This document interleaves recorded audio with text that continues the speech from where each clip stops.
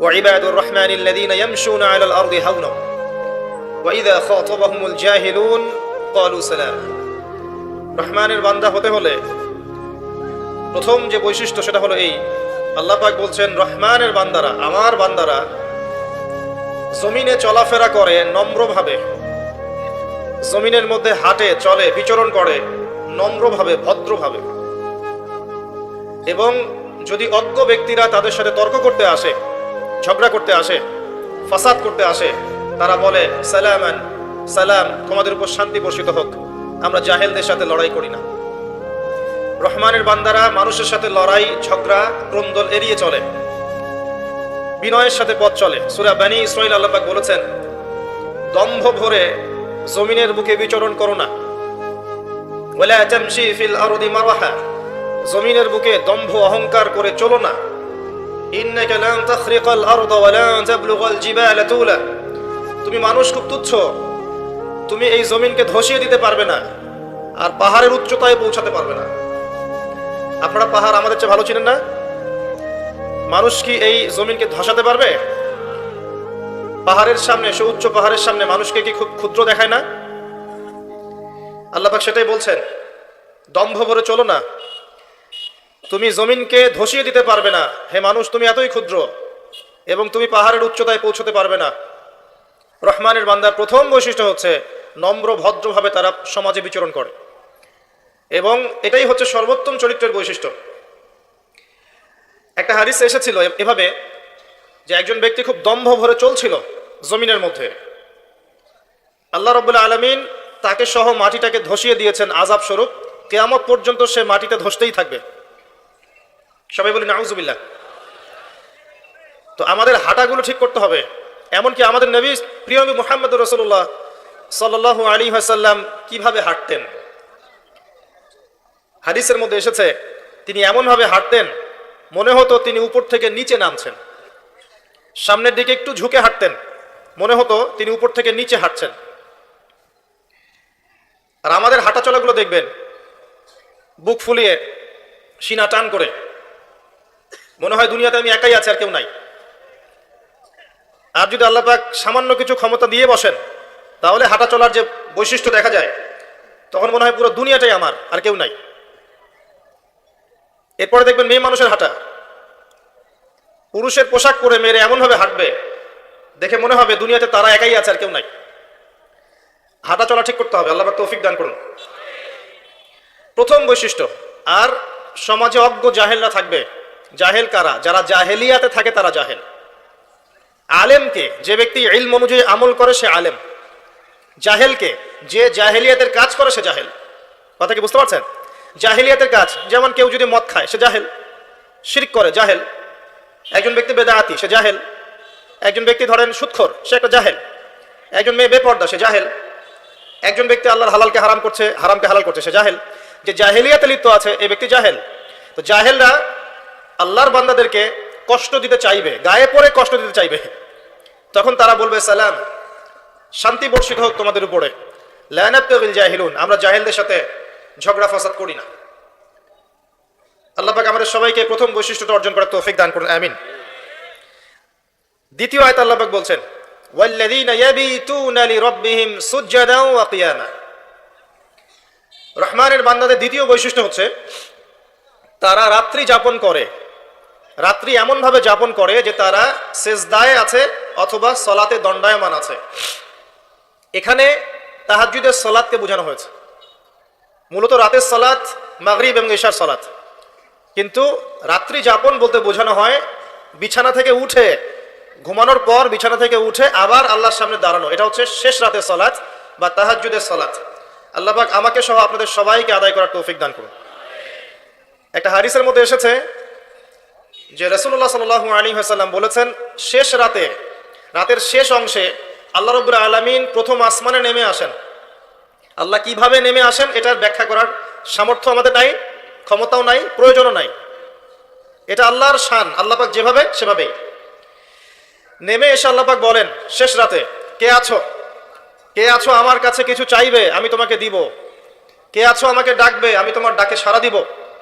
কে আছো আমার কাছে ইস্তেগফার করবে আমি তোমাকে মাফ করে দিব? ফজর পর্যন্ত আল্লাহ পাক এভাবেই বলতে থাকেন। আর আমরা ওই সময় কি করি ভাই? দুনিয়াবি কাজে ব্যস্ত থাকি, সিরিয়াল দেখতে থাকি, অথবা ঘুমাই, অথবা মৌজ মাস্তি করি, তাই না ভাই? বেশিরভাগ মানুষ এমনই করে।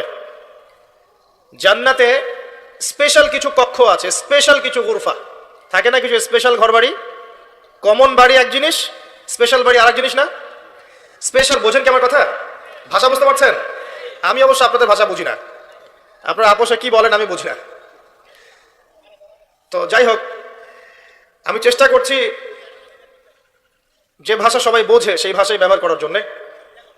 স্পেশাল কিছু গুরফা বা কক্ষ আছে, এগুলো সেই সব মানুষদের জন্যে যারা নম্রভাবে মানুষের সাথে কথা বলে, যারা মানুষকে বেশি বেশি খাওয়ার খাওয়ায়। এই যে সামনে রমজান আসছে, বেশি থেকে বেশি ইফতার করাবেন, পারবেন না? যারা খাবারের দোকান দিয়েছেন, বেশি বেশি মানুষকে ফ্রি খাবার খাওয়াবেন, দেখবেন ইনশাল্লাহ আপনার রুজিতে বরকত হবে। যারা নরম করে কথা বলে, বেশি বেশি খাবার খাওয়ায়, বেশি বেশি সালাম দেয় এবং বেশি বেশি রোজা রাখে, আর মানুষ যখন ঘুমিয়ে থাকে তখন তারা সালাত পড়ে, অর্থাৎ তাহাজ্জুদের নামাজ পড়ে, এইসব মানুষদের জন্য জান্নাতের স্পেশাল গুরফা বা কক্ষ আছে। কেমন উন্নত মানের পদার্থ দিয়ে আল্লাহ পাক তৈরি করেছেন! ওই ঘরগুলোর বাহির থেকে ভিতরটা দেখা যায়, আবার ভিতর থেকে বাহির দেখা যায়। বলেন সুবহানাল্লাহ। এই কক্ষগুলো কারা পাবে? এক নাম্বার, যারা নম্রভাবে কথা বলে।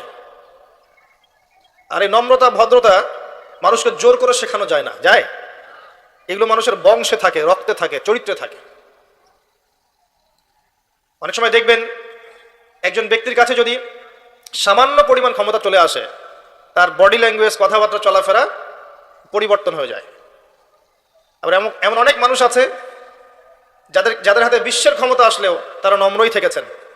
যেমন ওমর ইবনুল খাত্তাব রাদিয়াল্লাহু আনহু, আলী ইবনে আবি তালেব রাদিয়াল্লাহু আনহু, আবু বকর সিদ্দিক রাদিয়াল্লাহু আনহু, উসমান বিন আফফান রাদিয়াল্লাহু আনহু। সারা বিশ্ব শাসন করেছেন, কোনোদিন কি অহংকার করেছেন? নম্রতা ভদ্রতা চরিত্রে থাকে, রক্তে থাকে। কারা পাবে সেই কক্ষগুলো? এক নম্বর, যারা নম্রভাবে কথা বলতে পারে। দুই নম্বর, যারা বেশি বেশি মানুষকে খাবার খাওয়ায়। তিন নম্বর, যারা বেশি বেশি সালামের প্রচার করতে পারে। চার নম্বর, যারা বেশি বেশি সাওম রাখে, রোজা রাখে। আর পাঁচ নম্বর, মানুষ যখন ঘুমিয়ে থাকে তখন তারা সালাত পড়ে, অর্থাৎ তাহাজ্জুদের সালাত আদায় করে। আমি কিন্তু শেষে প্রশ্ন ধরব এবং 10 জনকে পুরস্কৃত করবো ইনশাআল্লাহ। মনোযোগের সাথে শুনবেন লেকচার। রাত্রি যাপন করে যারা আল্লাহর স্মরণে, অর্থাৎ তাহাজ্জুদের নামাজ যারা আদায় করে। এখন মনে করেন আপনি নিয়মিত তাহাজ্জুদ পড়েন, কোনোদিন উঠতে পারলেন না। আপনার ফজিলত হচ্ছে আপনি যে ঘুমিয়ে গেছেন ওই রাতে, ঘুমানোর বদলে আল্লাহ পাক আপনাকে নামাজের নেকি দিয়ে দিবেন ইনশাআল্লাহ।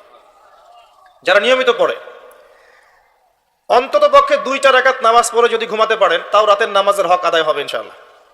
এখন আমরা তো ঘুমাই সবাই 12টার পরে, তাই না? ম্যাক্সিমাম 12টা, 1টা, 2টা। আর মাহফিলের সিজনে তো রাত্রে ঘুম হয় না, স্বাভাবিক। তো রাতের বেলা 2 রাকাত নামাজও যদি পড়েন, রাতের নামাজের হকটা আদায় হয়ে গেল। এবং এই সময় আপনি আল্লাহর কাছে যা চাইবেন ইনশাআল্লাহ আপনি তাই পাবেন।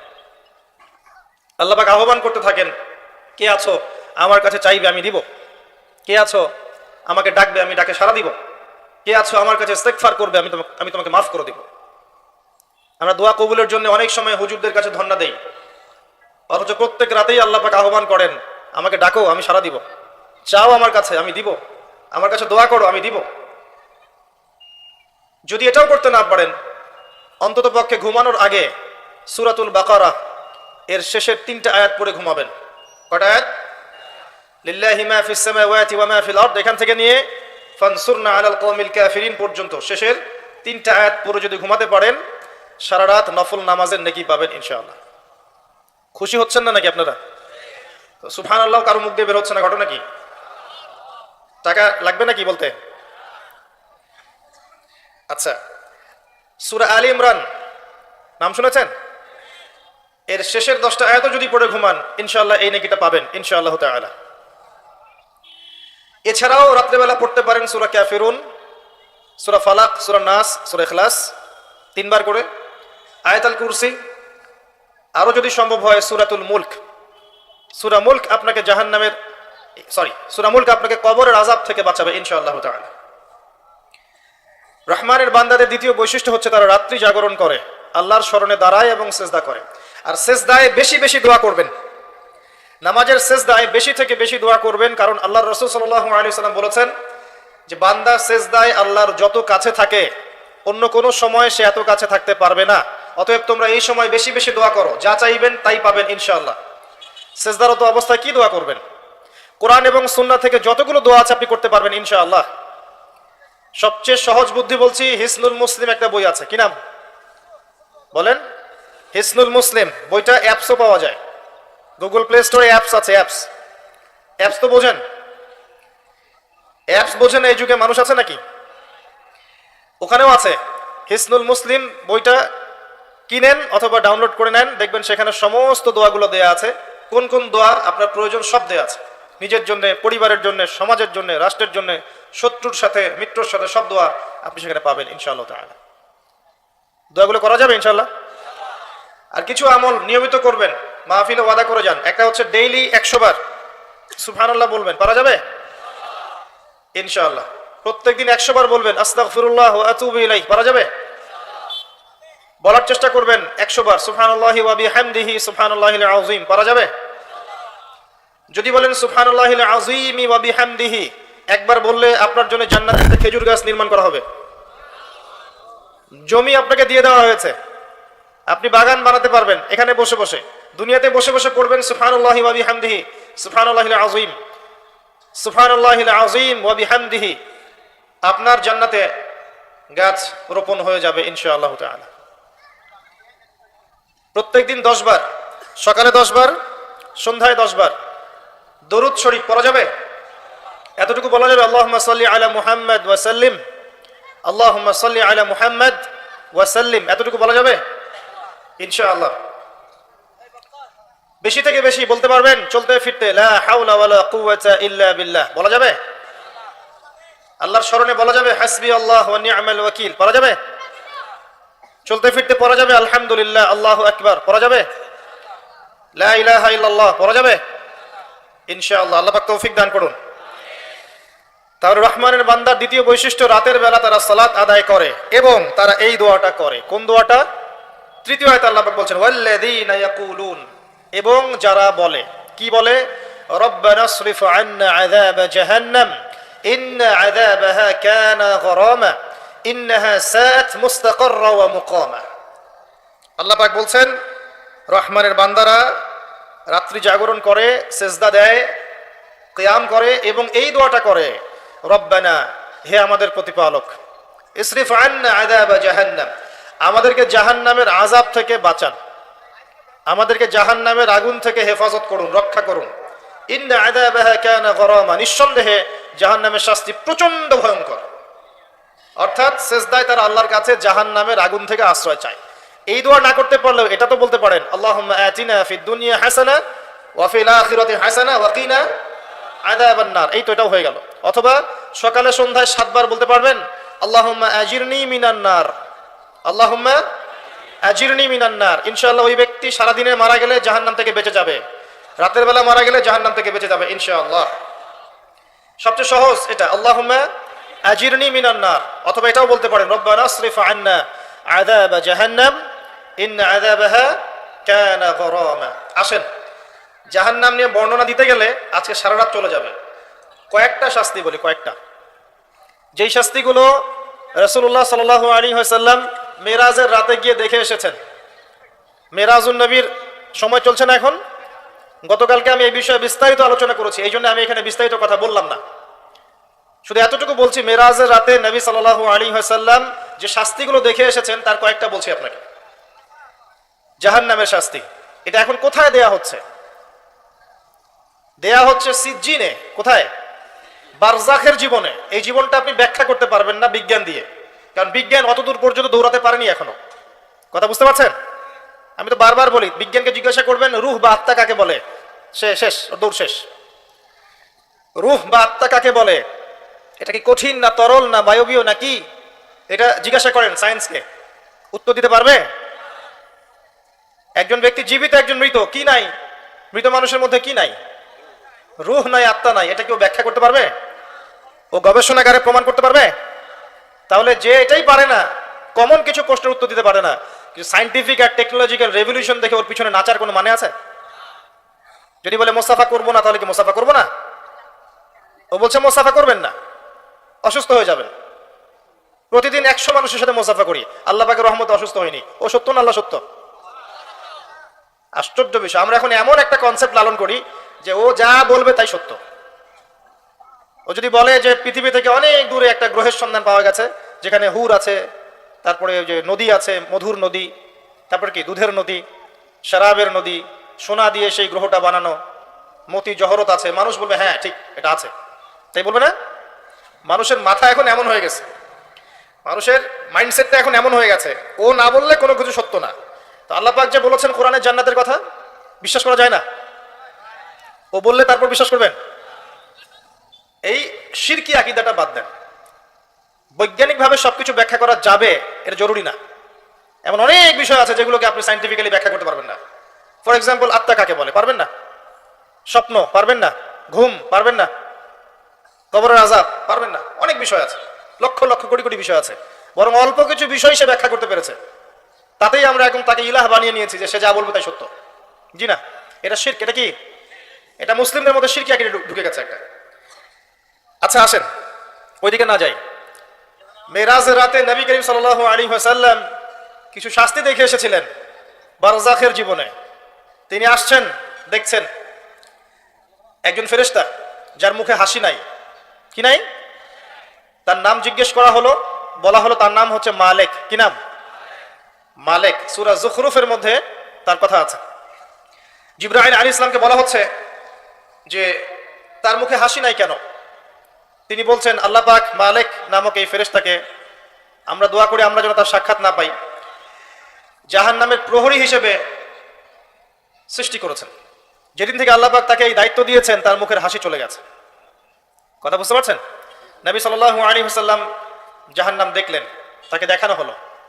তিনি দেখলেন সেখানে বেশিরভাগ অধিবাসী হচ্ছে নারী জাতি। কারা? নারী জাতি আমাদের ঘরে নাই? শেষ জামানায় মেয়েদের সংখ্যা বাড়বে, ছেলেদের সংখ্যা কমবে। মেয়েরা ছেলেদের পোশাক পরবে, ছেলেরা মেয়েদের পোশাক পরবে। শেষ জামানায় এমন কিছু মেয়ে বের হবে, নিসাউন কাসিয়াতুন আরিয়া, যে মেয়েরা কাপড় পরবে ঠিকই কিন্তু কাপড় পরেও নগ্ন থাকবে। আমি কি বুঝাতে পারছি? কাপড় পরবে ঠিকই কিন্তু কাপড় পরে নগ্ন থাকবে। নবী সাল্লাল্লাহু আলাইহি ওয়াসাল্লাম বলেছেন এরা জান্নাতে যাবেও না, এর গন্ধও পাবে না। অনেক বেশি বেশি কিছু মেয়ে লাআনত করবে, অভিশাপ দিবে এবং স্বামীর সাথে কুফরি করবে। সারা জীবন যদি স্বামী তাদের ভালো মন্দ দেখে যায়, আদর করে, মহব্বত করে, সব ভরণ পোষণ দেয়, কোনো একদিন দেখবেন ঝগড়া লেগে গেছে, সে বলবে আমি তোমার কাছে সারা জীবনেও কিছু পেলাম না। এই কারণে এভাবেই এসেছে হাদিসে। আরো কারণ হচ্ছে মাতম করা, কেউ মারা গেলে বুক চাপড়ানো, পিঠ চাপড়ানো, হাউতাস করা, মাতম করা, এটা একটা কারণ। আর একটা কারণ লানত দেয়া, অভিশাপ দেয়া। তারা বেশি বেশি লানত এবং অভিশাপ দিয়ে থাকে। এই কিছু কারণে বেশি বেশি তারা জাহান্নামে যাবে। এই উম্মতের আল্লাহ পাক আমাদের মা বোনদেরকে হেফাজত করুন। আরেকটা কারণ হচ্ছে ফ্যামিনিস্ট রেভলিউশন, নারী আন্দোলন। ফ্যামিনিস্ট রেভলিউশনের কারণে মেয়েদেরকে আপনি আর ঘরে রাখতে পারবেন না, এরা আর ঘরে থাকবে না। মাথা ওয়াশ করে দিয়েছে, ঘরে থাকলে পিছিয়ে পড়ে। ঘরে কোন মেয়েরা থাকে? যে মেয়েরা পিছিয়ে পড়েছে ওরা ঘরে থাকে। যারা এগিয়ে গেছে ওরা নগ্ন হয়ে বাইরে বের হয়ে যাবে, বিভিন্ন সেক্টরে থাকবে, কিন্তু পর্দা মেনটেন করবে না। এখন ইদানিং দেখা যায় পর্দা এখানে একটু কাপড় ঢেকে দিয়ে গান বাজনাও করছে মেয়েরা। এটাকে জায়েজ করার বুদ্ধি পায় তারা চালাচ্ছে এবং মিডিয়া এমন ভাবে তুলে ধরছে যে হিজাব পরেও গান গেয়ে সারা বিশ্ব মাতালেন যিনি। সুবহানাল্লাহ। এই যে কিয়ামতের আলামত, আর কি আলামত চাচ্ছেন? মানে কিয়ামত যে কাছে, আর কোন আলামতের জন্য অপেক্ষা করছেন? বোরখা পরে কেউ যদি র‍্যাপ সং করে, র‍্যাপ সং বোঝেন, করে সারা দুনিয়া মাথা, এটা জায়েজ হয়ে যাবে? এটা মিডিয়া প্রমোট করে দেখাচ্ছে মানুষকে, দেখো বোরখা পরে র‍্যাপ সং করছে। সব করা যায় বোরখা পরে। ফ্যামিনিস্ট রেভলিউশন সেই দর্শন যার ফলশ্রুতিতে আপনি মেয়েদেরকে আর ঘরে রাখতে পারবেন না এবং তারা তাদের পর্দা রক্ষা করবে না। ফ্রি মিক্সিং সেই আযাব যার কারণে মেয়েরা এখন সতীত্ব রক্ষা করতে পারবে না এবং পর্নোগ্রাফির সেই মাধ্যম যার মধ্য দিয়ে দিন দিন ধর্ষণ বাড়ছে। এই বিষয়গুলো বোঝার চেষ্টা করেন। যত দিন যাবে অবস্থা আরো খারাপ হতে থাকবে এবং এগুলো আপনি আইন দিয়ে, প্রশাসন দিয়ে ঠেকাতে পারবেন না ভিতরের নৈতিকতা পরিবর্তন না করতে পারলে। পর্ন সাইটগুলো বন্ধ করতে হবে আগে। হিজাব মুসলিম মেয়েদের বাধ্যতামূলক করে দিতে হবে। ফ্রি মিক্সিংটা বন্ধ করতে হবে। সমাজে জেনা থাকবে না ইনশাল্লাহ, ধর্ষণ হবে না ইনশাল্লাহ, ব্যভিচার হবে না ইনশাল্লাহ, পরকীয়া হবে না ইনশাল্লাহ। এরপরে বাইরের সব মিডিয়া বন্ধ করতে হবে যেগুলো পরকীয়া শিখায়। এরপরেও যদি কেউ মুসলিম ধর্ষণ করে ফেলে তাহলে ওর জন্য আইনের সুশাসন নিশ্চিত করতে হবে, তখন দেখবেন কমে গেছে সবকিছু ইনশাল্লাহ। এত সহজে হবে না, হবে। এদিকে আমি পর্ন চালু রাখবো, এদিকে ফ্রি মিক্সিংও চালু রাখবো, মিডিয়া দিয়ে মানুষকে উস্কেও দিব, যৌন সুশ্রীও দিব, এদিকে বিচারও হবে না। কিভাবে ধর্ষণ ঠেকাবেন? দিন দিন ধর্ষণ বাড়বে, জেনা ব্যভিচার বাড়বে, পর্নোগ্রাফি বাড়বে, দেখবেন কয়েকদিন পর সমকামিতাও বাড়বে, মেয়েদের প্রতি আগ্রহ কমে যাবে, ছেলেদের প্রতি আগ্রহ জন্মাবে। এরও পরে দেখবেন, যেটা শুরু হয়েছে অলরেডি, আরো বাড়বে, আল্লাহু আলাম, বাচ্চাদেরকে দেখবেন ধর্ষণ করা হবে, মেয়ে বাচ্চাদেরকে। একটা পর্যায়ে, এরপরে আরো একটা পর্যায়ে আসবে যে মানুষ গবাদি পশুর সাথে যৌন মিলন করবে। দেখে নিয়েন এগুলা, এগুলো এসেছে হাদিসের পাতায় পাতায়। এগুলো কারণ আমরা নিজেরাই, যেটা বলছিলাম, শাস্তি তিনি দেখে এসেছেন। এটা অন্য উম্মতের মেয়েদের কথা বলা হচ্ছে না এখানে। নারীদের সাথে এমন কিছু হবে যার ফলে তারা বেশি বেশি জাহান্নামে যাবে। আপনি ভাবেন, চিন্তা করেন যে এই উম্মতের নারীদের সাথে কি হয়েছে এমন যার ফলে তারা বেশি বেশি জাহান্নামে যাবে। ভাবেন, তিনি দেখে এসেছেন শাস্তি। জাহান্নামে বেশি বেশি মানুষ যাচ্ছে যারা অহংকারী এবং উদ্ধত। যার মনের মধ্যে অহংকার আছে সে ব্যক্তি জান্নাতে যাবে না। যার মনের মধ্যে অহংকার আছে সে কখনো জান্নাতে যাবে না। ইসলামিক ব্যক্তিত্ব হয়েও যদি দেখেন আপনার অনেক বড় ডিগ্রি, সার্টিফিকেট, মাওলানা, শায়েখ, অমুক তমুক, কিন্তু মনের মধ্যে অহংকার আছে, সেই ব্যক্তিও জান্নাতে যাবে না। এই জন্যই আমরা বলি, রিকোয়েস্ট করি যে ইসলামিক ব্যক্তিত্বদেরকে নিয়ে এত বেশি শোডাউন করতে যাবেন না। শোডাউন করতে গেলে তাদের মনের মধ্যে রিয়া আসতে পারে, অহংকার আসতে পারে, মনে হতে পারে আমি অনেক কিছু হয়ে গেছি, কিন্তু আদতে সে কিছুই হয়ে যায়নি।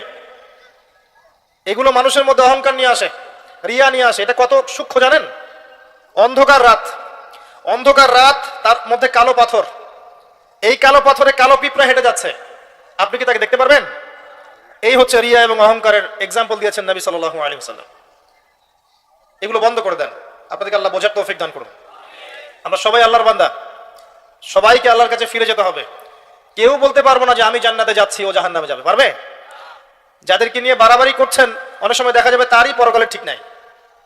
যাকে দেখে আপনি মনে করছেন ইসলাম তার মধ্যে ভর্তি, অথচ বাস্তবতা হচ্ছে ভিতরে ইসলামের কিছুই নাই। এমন অনেক মানুষ আছে। হ্যাঁ, আবার এমন অনেক আল্লাহর ওলি আছে এই জমিনের মধ্যে যাদেরকে দেখলে আপনার কাছে সেলিব্রিটি মনে হবে না। হ্যাঁ, যারা ওই যে রাত্রেবেলা তাহাজ্জুদ পড়ছে, মানুষকে দিন শেখাচ্ছে, পায়ে ধুলো মলিন, মানুষ আল্লাহর পথে দাওয়াতি কাজ করছে। অনেক মানুষ আছে এমন, যাদেরকে আপনি দেখেননি, ফেসবুকে আসেনি, ইউটিউবে আসেনি, আছে না? তারা আছে বলেই ইসলাম টিকে আছে এখনো। অতএব লৌকিকতা বাদ দেন। বেশি বেশি জাহান্নামে যাবে অহংকারীরা, উদ্ধত মানুষেরা। নবীজি দেখে এসেছেন এক শ্রেণীর মানুষকে দুটো গোশত দেয়া হয়েছে। সামনে আছে ভালো গোশত, পাশে আছে পচা গোশত, নোংরা গন্ধ, দুর্গন্ধযুক্ত পচা গোশত। এই ব্যক্তিরা পচা গোশত খাচ্ছে, ভালো গোশত খাচ্ছে না। নবী সাল্লাল্লাহু আলাইহি ওয়াসাল্লাম জিজ্ঞাসা করলেন, যখন নবীর নাম নেওয়া হবে সাল্লাল্লাহু আলাইহি ওয়াসাল্লাম পড়বেন, এরা কারা, কেন শাস্তি দেওয়া হচ্ছে? তাকে বলা হলো, এরা আপনার উম্মতের সেই সব ব্যক্তি যাদের ঘরে স্ত্রী ছিল, বাইরে পরকীয়া করেছে, যাদের ঘরে স্বামী ছিল, বাইরে পরকীয়া করেছে। কথা কি বুঝতে পারছেন? পবিত্র দেহ ছিল ঘরে, সেটা পছন্দ হয়নি, নোংরা দেহ খেয়েছে, এজন্য জাহান্নামে নোংরা গোশত খাওয়ানো হচ্ছে, পবিত্র গোশত খেতে পারছে না। সবাই পড়েন নাউজুবিল্লাহ। যদি আপনার সামর্থ্য থাকে, আপনি একাধিক বিয়ে করেন না, কি সমস্যা? আপনি যদি ভরণ পোষণ দিতে পারেন, আপনি যদি সাম্য রক্ষা করতে পারেন, আপনার মধ্যে যদি ওই সব কোয়ালিটি থেকে থাকে, আপনি চাইলে করতেও পারেন। এটা বাধ্যতামূলক নয়, বাট আপনি চাইলে করতেও পারেন। এতে করে আপনার পরকীয়ার প্রতি যে ব্যাপারটা, এটা থাকবে না ইনশাআল্লাহ। শুধু তাই নয়, আপনি এতিমের দায়িত্ব নেন, বিধবার দায়িত্ব নেন, ডিভোর্স মেয়েদেরকে দায়িত্ব নেন, এমন কিছু করেন যাতে আপনি বিয়েটা আল্লাহর জন্য হয় এবং এই বিয়ের জন্য আপনি আল্লাহর কাছে নাকি পাবেন। বড় মনের পরিচয় দেন। যদি আপনার পরকীয়াতেই এত আগ্রহ থাকে, আল্লাহর রাস্তায় বিয়ে করে ফেলেন, কি সমস্যা? হালাল নেন, হালালে থাকেন। যেটা হালাল সেটা হালালি। সারা দুনিয়ার মানুষ যদি হালালকে ছিছি করে, হালাল কখনো ছিছি হয়ে যাবে না। যেটা হারাম সেটা হারামি। সারা দুনিয়ার মানুষ যদি বলে হারাম অনেক ভালো, হারাম অনেক ভালো, হারাম কোনোদিন ভালো হয়ে যাবে না। জেনা জেনাই, পরকীয়া পরকীয়াই। এটা আপনি বিয়ে করেছেন, এটা পবিত্র, এটা পবিত্রই। পবিত্রের মধ্যে থাকেন, আল্লাহ পাক বারাকা দিবেন ইনশাআল্লাহ। তো এটা শাস্তি তিনি দেখে এসেছেন। আরো দেখে এসেছেন, যুবকরা ভালো করে শোনেন, যুবতীরাও শোনেন, একটা চূড়া দেখে এসেছেন নবী সাল্লাল্লাহু আলাইহি ওয়াসাল্লাম। চুলার নিচের দিকটা হচ্ছে প্রশস্ত আর মাথাটা চিকন, এমন শেপটা অনেকটা, আল্লাহ ভালো জানেন, আমি বুঝাচ্ছি, বোঝানোর জন্য বলছি, হয়তো বা এমন মাথাটা গোল, এটা এভাবে রাউন্ড করা, চুলা দেখে এসেছেন। ভিতরে কিছু মানুষ আছে, নিচে আগুন জ্বলছে, যখন নিচ থেকে আগুনের ফুলকি উঠছে দাউ দাউ করে, তখন মানুষগুলো নিচ থেকে উপরে উঠছে, আর যখন আগুনের টেস্ট কমে যাচ্ছে মানুষগুলো নিচে নেমে যাচ্ছে, এভাবে শাস্তি চলছে। নবী সাল্লাল্লাহু আলাইহি ওয়াসাল্লাম জিজ্ঞাসা করলেন এরা কারা? তাকে বলা হচ্ছে এরা হচ্ছে আপনার উম্মতের সেই সব ব্যক্তি যারা জিনা করেছে। আমার কথা কি বুঝতে পারছেন? আপনার বান্ধবীর সাথে আপনি যা করছেন এটা জিনা। তার সাথে আপনি ফোনে কথা বলা থেকে শুরু করে রিকশায় ঘোরা, কফি খাওয়া, অনলাইনে চ্যাটিং করা, ডেটিং করা, বিছানায় যাওয়া, যা করছেন সবই জিনা। শুধু ফিজিক্যাল সম্পর্কটাই জিনা নয়, তার আগে যতগুলো ধাপ পার করে আসছেন সেগুলো জিনা। আল্লাহ পাক বোঝার তৌফিক দান করুন। এবং মেয়েরাও যা করছে ছেলেদের সাথে, বয়ফ্রেন্ডের সাথে, সবই জিনা। চুলাটার কথা মনে রাখবেন। এবং আমরা মাঝে মাঝে এরকম জিনার দিবসও করছি, যখন মানুষ ইউনিভার্সাল জিনা করছে। যে পাপের কারণে 1 বছর বহিষ্কার করতে হয় মুসলিম সমাজ থেকে, 100 বেত্রাঘাত করতে হয়, সেটাকে আমরা নাম দিয়ে দিচ্ছি কাছে আসার গল্প। আল্লাহ পাক যেখানে বলছেন লা তাকরাবু জিনা, জিনার কাছেও যেও না, এই যে পানি খেও না, এই পানিটা ধরতেও যেও না। কথা কি বুঝতে পারছি আমি? এই পানিটা খেও না এমনটা বলা হয় নাই, এটা ধরতেও যেও না। আর আমরা ধরছি, বলছি এটাই কাছে আসার গল্প। একটা নাস্তিক, একটা মুরতাদ, এক ইসলামের দুশমন যদি কোরআনকে ছুঁড়ে ফেলে দেয়, এটা যত বড় অবমাননা, একজন মুসলিম হিসেবে আমি যে আয়াতগুলোকে মানছি না তার চেয়ে বড় অবমাননা। কথা কি বোঝা যায়? আসেন, এই শাস্তি দেখে আসলেন, তিনি আরো সামনে গিয়ে চললেন। তাকে দেখানো হচ্ছে এক শ্রেণীর মানুষ, জিহ্বাটা টানা হচ্ছে, আগুনের কেচি দিয়ে কেটে দেওয়া হচ্ছে, আবার টানা হচ্ছে, কেচি দিয়ে কেটে দেওয়া হচ্ছে। নবী জিজ্ঞাসা করলেন সাল্লাল্লাহু আলাইহি ওয়াসাল্লাম কারা এরা? নবীজিকে বলা হচ্ছে আপনার উম্মতের সেই সব বক্তা, সেই সব ব্যক্তি যারা ছিল ওয়াইজ এবং বক্তা, নাউযুবিল্লাহি মিন যালিক, যারা কথা অনুযায়ী কাজ করতো না, মানুষকে বলতো নিজেরা করতো না। আল্লাহর কসম, এই কথাটা এখন বলতে আমার ভয় লাগছে। মানে এই চেয়ারগুলোতে যারা বসবে তাদের অবস্থা আরো বেশি খারাপ। কি বলবো আপনাকে, আর আমি কি বুঝাবো? আমরা নিজেরাই বিপদের মধ্যে আছি। আমি যতটুকু জানি, আমি মনে হয় তার 30-40% আপনাদেরকে বলতে পারি না, আর আমি যতটুকু বলি মনে হয় যে তার 50% করতে পারি না। সব মিলিয়ে ভয় লাগে, কি বলবো।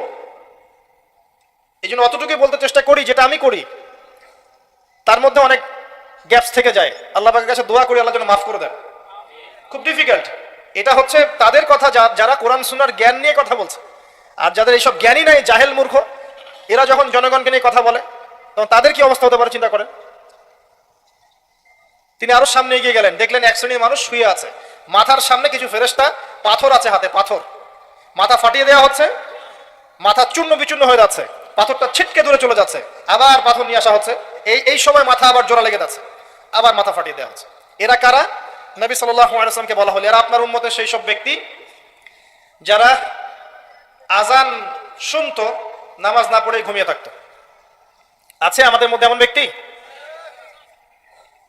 এই শাস্তিগুলো কিন্তু এমনি এমনি নয়, এগুলো কোনো গল্প নয়, আমি কোনো কেচ্চা কাহিনী বলছি না আপনাদেরকে। এগুলো মেরাজের রাতে নবী সাল্লাল্লাহু আলাইহি ওয়াসাল্লাম দেখে এসেছেন, আল্লাহ তাকে দেখিয়েছেন। আরো সামনে গেলেন, দেখলেন এক শ্রেণীর মানুষ, ভালো করে শোনেন, পেটটা অট্টালিকার মতো, একটা বাড়ির মতো উঁচু, ভিতরে সাপ কিলবিল করছে, সাপ। এবং আরেকটা জায়গায় এসেছে রক্তের নদীতে ফেলে এদের মাথা ফাটানো হচ্ছে।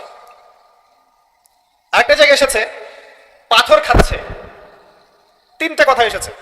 জিজ্ঞেস করা হলো যে এরা কারা? নবী সাল্লাল্লাহু আলাইহি ওয়াসাল্লামকে বলা হচ্ছে এরা আপনার উম্মতের সেই সব ব্যক্তি, listen to me very carefully, এরা আপনার উম্মতের সেই সব ব্যক্তি যারা ছিল সুদখোর। আর আমার চেয়ে আপনারা ভালো জানেন সুদ কাকে বলে। 100 টাকা দিয়েছি, 110 টাকা দিতে হবে, এর নাম সুদ। আর 100 টাকা দিয়ে ব্যবসা করেন, লাভ হলে লাভ, লস হলে লস, এর নাম ব্যবসা। আল্লাহ পাক দ্বিতীয়টা হালাল করেছেন, প্রথমটা হারাম করেছেন। আর আমাদের মধ্যে এখন এমন মানুষ খুব কম আছে, 0.5% হয়তো বা নাই, যারা সুদ খায় না। আর 4 শ্রেণীর মানুষকে নবী সাল্লাল্লাহু আলাইহি ওয়াসাল্লাম অভিশাপ দিয়েছেন, নবী নিজে অভিশাপ দিয়েছেন যে খায় সুদ, যে দেয়, যে সাক্ষী থাকে, যে লিখে রাখে। এটা শোনার পরেও যদি আপনার এতই খেতে মন চায়, গো অ্যাহেড, আপনি খান। আপনার জন্য মুহাম্মদ সাল্লাল্লাহু আলাইহি ওয়াসাল্লাম কিয়ামতের মাঠে অপেক্ষা করবেন ইনশাআল্লাহ। খান আপনি, বলেই তো যাচ্ছি দিনের পর দিন, খান, খেতে থাকেন। সুদী চাকরির জন্য জীবনটা উজাড় করে দেন, পরে দেখবেন এমন একটা অবস্থা হবে যে মৃত্যুর পরে সন্তানরা সম্পত্তি নিয়ে ভাগাভাগিতে বসে যাবে দাফন করার আগে। কিছু শাস্তি দুনিয়াতেই পেতে হয়। নবী সাল্লাল্লাহু আলাইহি ওয়াসাল্লাম বলেছেন এই পাপের ৭৩টা শাখা আছে, যার সবচেয়ে নিম্ন শাখা হচ্ছে নিজের মাকে ধর্ষণ করা, নাউজুবিল্লাহ। নিজের মাকে বিয়ে করা, নিজের মায়ের সাথে জেনা করা, এটা রিবার সবচেয়ে নিম্ন স্তরের পাপ। আর সবচেয়ে উঁচু স্তরের পাপটা কি? সূরা বাকারা খোলেন, ২৭৯ থেকে আয়াতগুলো পড়তে থাকেন। আল্লাহ বলেছেন, ইয়া আইয়ুহাল্লাযীনা আমানু, হে মুমিনগণ, ইত্তাকুল্লাহ, আল্লাহকে ভয় করো, ওয়া যারু মা বাকিয়া মিনার রিবা, সুদের অবশিষ্ট অংশ ছেড়ে দাও, ইন কুনতুম মুমিনিন, যদি প্রকৃত অর্থেই মুমিন হয়ে থাকো। ওয়া ইল্লাম তাফআলু, তোমরা যদি এই কাজটা না করো, না হলে জাহাজটা ডুবে যেত, শিরক হবে। অগণিত অসংখ্য ক্ষেত্র আছে যেখানে শিরক হতে পারে, কথায়, কাজে এবং চিন্তায়। আপনাকে জানতে হলে পড়তে হবে কিতাবুত তাওহীদ। কোন বই? কিনেন, পড়েন, এটা বললে অনেক সময় যাবে। কিতাবুত তাওহীদ। এমনকি কেউ যদি বলে যুগটা ভালো না, সময়টা ভালো না, এই বাতাসটা ভালো না, তাও শিরক হবে। কেউ যদি নিজের নাম রাখে শাহিন শাহ, শিরক হবে। রাজাধিরাজ, শাহিন শাহ মানে কি? রাজাধিরাজ, শিরক হবে। আল্লাহ পাকের যতগুলো হালাল আছে এগুলোকে কেউ যদি হারাম করে দেয়, আল্লাহ পাকের যত হারাম আছে এগুলোকে যদি হালাল করে নেয়, তবু শিরক হবে। অনেক ক্ষেত্র আছে। কিতাবুত তাওহীদ পড়েন, আল্লাহ পাক আপনাদেরকে শিরক থেকে বাঁচিয়ে রাখুন, আমিন। মনে রাখবেন, যার আমল নামায় শিরক থাকবে সে জান্নাতে যাবে না। কুদিয়াল আমর, এটা হয়ে গেছে লিখিত। যার আমল নামায় শিরক থাকবে সে জান্নাতে যাবে না। আমল নামায় শিরক থাকলে তার আমল নামাকে ধ্বংস করে দেওয়া হবে।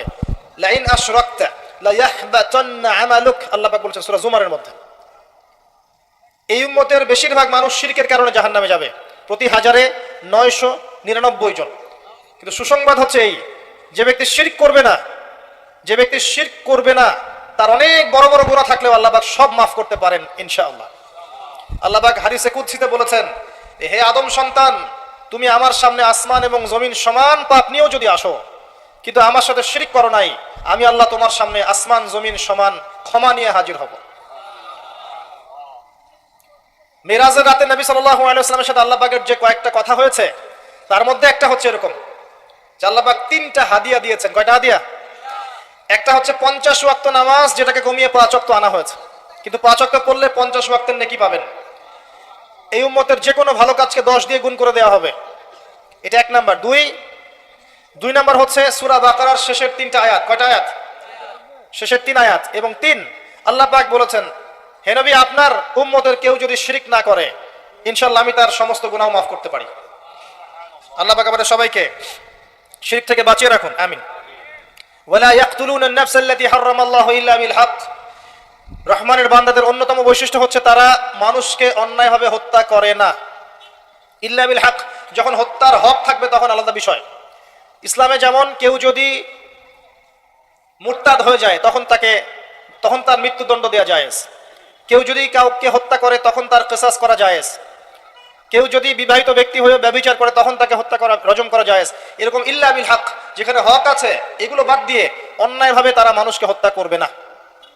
আর একটা বিষয় এখন বলে দেই যে এই পৃথিবীতে সবচেয়ে বেশি যে কাজটা এখন হয় সেটা হলো মানুষকে অন্যায়ভাবে হত্যা করা। এবং কিয়ামতের আলামতগুলোর মধ্যে অন্যতম হচ্ছে যে কিয়ামতের আগে আগে মানুষদেরকে অন্যায়ভাবে বেশি বেশি হত্যা করা হবে। হত্যা বেড়ে যাবে, হারাজ বেড়ে যাবে। নবীকে জিজ্ঞাসা করা হলো, হারাজ কি ইয়া রাসূলুল্লাহ? তিনি বলছেন, হারাজ হচ্ছে হত্যাকাণ্ড। শুধু একজন ব্যক্তি আরেকজনকে হত্যা করছে এমন নয়, গণহত্যা। এই গণহত্যাকে বলা হয় হারাজ। কতগুলো গণহত্যার হিস্ট্রি নেবেন। প্রথম বিশ্বযুদ্ধ ইতিহাস পড়ে দেখেন কত কোটি মানুষকে মারা হয়েছে। এবং একটা তুচ্ছ ঘটনাকে কেন্দ্র করে একজন অস্ট্রিয়া হাঙ্গেরির মধ্যে রাজকুমার থাকে না, গভর্নমেন্টের, যে আসলে আমি বুঝাতে পারছি না তাদের ভাষাটা, আসলে উচ্চ পদস্থ কিছু কর্মকর্তা থাকে না, একজন এবং তার ওয়াইফ যাচ্ছেন রাস্তায় 1914 সাল জুন মাসের দিকে, গরমের সময়। আতাতায়ী হঠাৎ করে দূর থেকে কে শুট করেছে, দুজন মারা গেছে। কথা বুঝতে পারছেন? এই একটা ঘটনা। এই ঘটনার আগ পর্যন্ত পুরো ইউরোপ ঠান্ডা, একদম ঠান্ডা, রিল্যাক্সড, কোনো যুদ্ধ নাই।